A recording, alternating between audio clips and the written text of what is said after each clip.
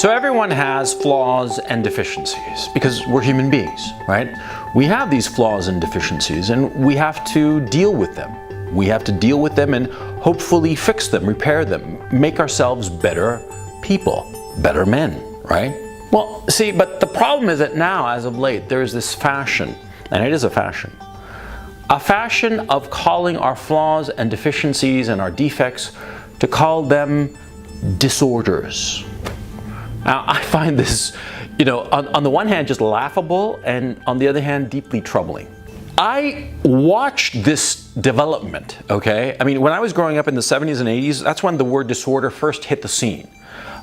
It was attached to post-traumatic stress disorder, the new term that was applied to returning Vietnam War vets who were, basically screwed in the head because of the war that they've been fighting in, right? In the 70s and 80s, I saw how the concept of post-traumatic stress disorder rose in public consciousness. And then I watched as disorders started sprouting like mushrooms, right? There was anxiety disorder, there was a personality disorder, all kinds of disorders for all kinds of maladies and deficiencies and flaws that we have. They got repackaged into disorders.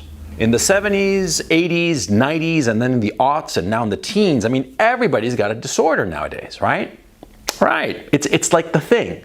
You have to have a disorder, practically. It's almost like the fashion demands that you have a disorder, which is kind of weird if you think about it, isn't it? Why is it that our defects, our flaws, our deficiencies have been repackaged into disorders? Well, it's very simple, really. You see, when you have a deficiency or a flaw, say you're lazy, just for the sake of argument, right? You're lazy, and so that's you. It's your fault. You're the one to blame for your laziness. But if you have a disorder, it removes agency. You're not responsible. It's the disorder.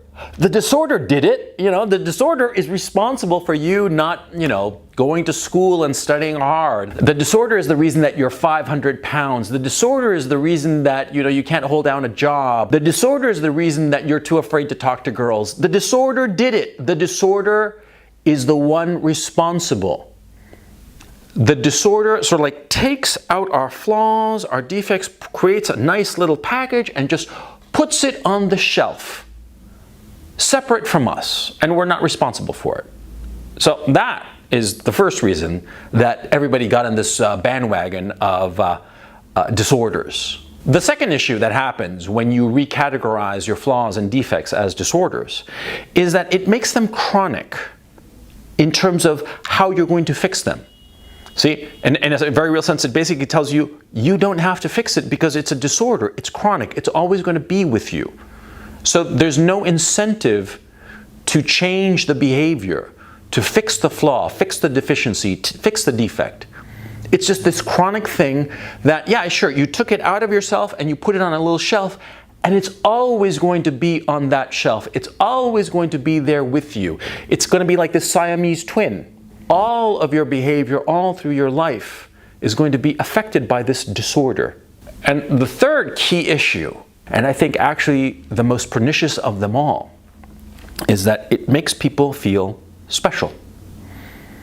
That's a horrible thing. You see, when you have a flaw or a defect or a deficiency, you feel ashamed. You feel ashamed of it because you don't like that about yourself. Say that you're lazy. You're lazy and you feel that that is a flaw in you and you feel ashamed.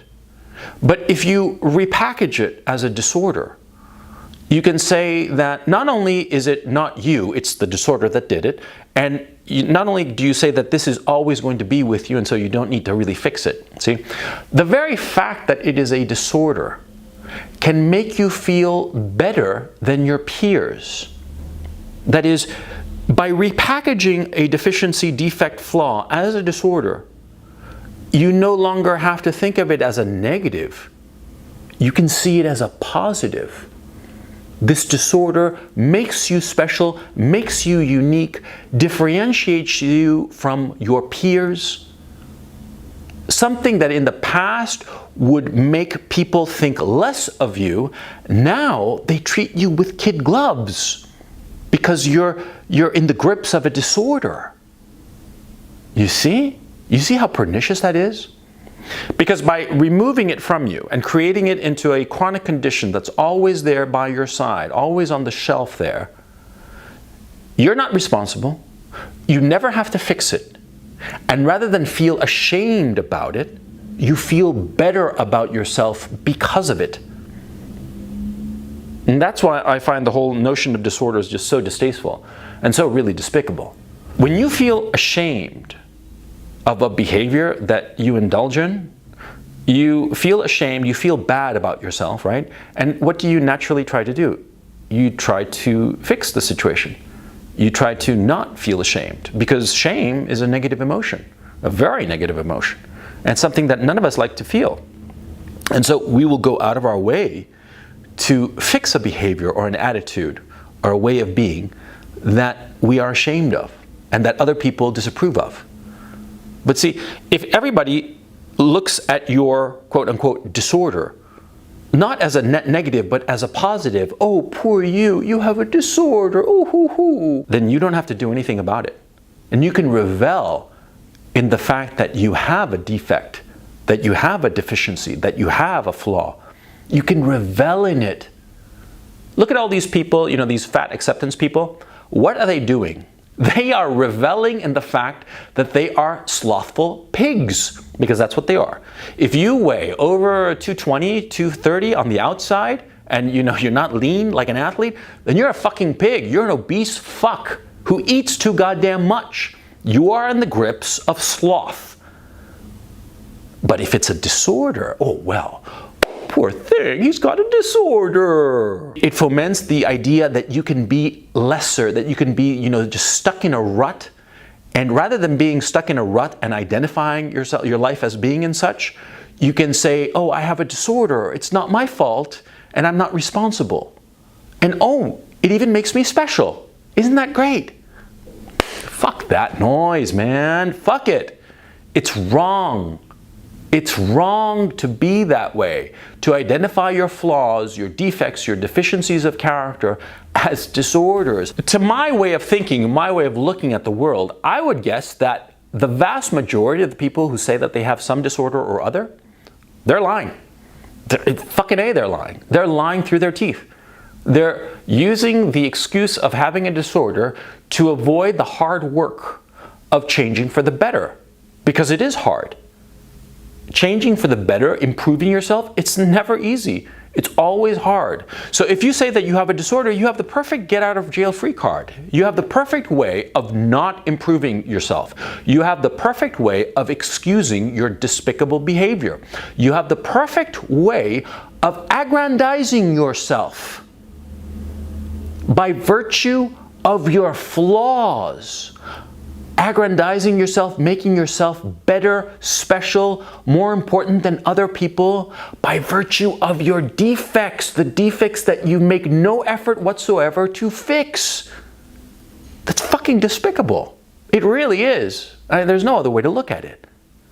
And I'm telling you, the vast majority of people are doing that today in our Western culture, and certainly in the United States. The vast majority of people. Of the 100 people who say that they have some disorder, I'm betting that not more than 1 or 2 actually have a true disorder. That's what I think. Because I have actually met people with PTSD. I mean, real guys who actually were at war and saw combat and saw literally as their best friend got vaporized right next to them. And those guys who have actual PTSD, they don't go around advertising it. And it's something that they try to control. They say that they're normal. It's not the first card that they flip out when they meet you. But these fakers, that's the first thing they say. Oh, hi, I'm John Smith. Oh, I have an anxiety disorder, so please don't trigger me. What the fuck?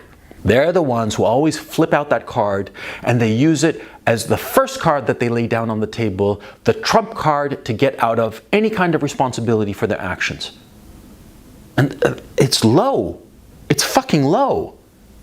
Don't act that way. It's wrong. It's wrong, and it's kind of funny at first But when you start like digging into it and looking at it a little more closely, in a little more detail, you realize how fucking pathetic these fuckers really are. I mean, look at what they're doing. They're trying to gain sympathy because of their weakness.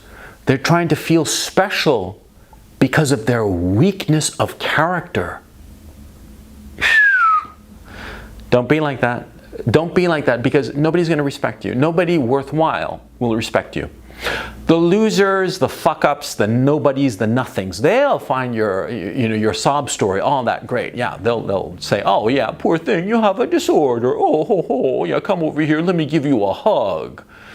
Right? But men whom you would want to earn the respect of, they're not going to respect you if you say that your problems are the result of your disorder. They really won't. Another reason that we have this, explosion of disorders is because of pharmaceutical companies, drug companies, because they make a lot of money off of drugs to treat different disorders. Be they real or imaginary, doesn't matter. The sale is always real.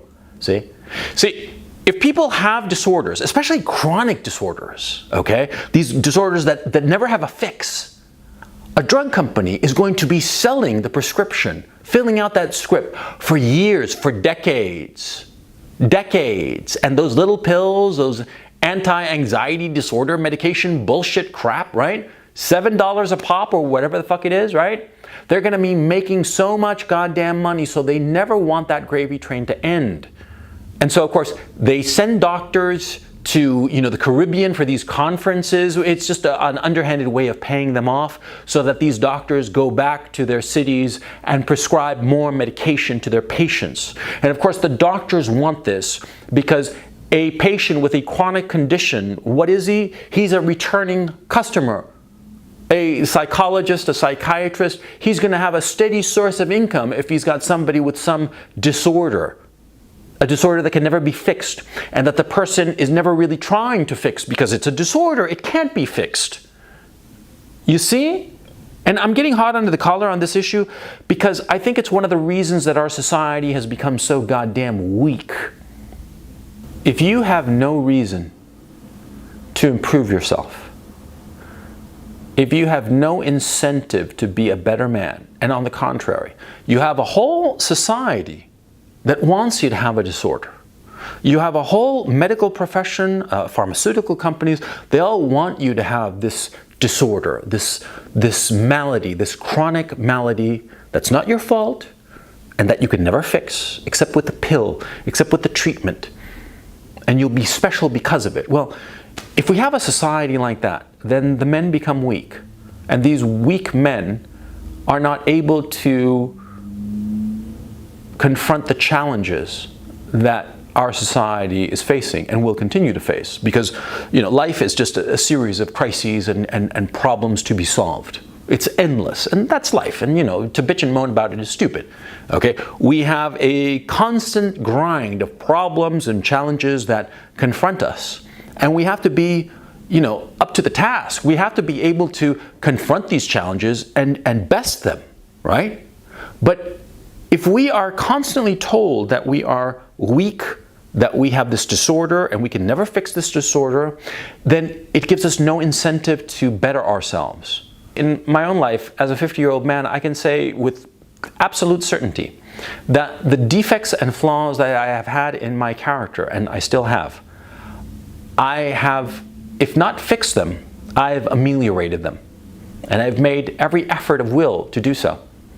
And as I age and grow and change, some of my defects sort of like fade over the horizon. And then other defects, other flaws rise up.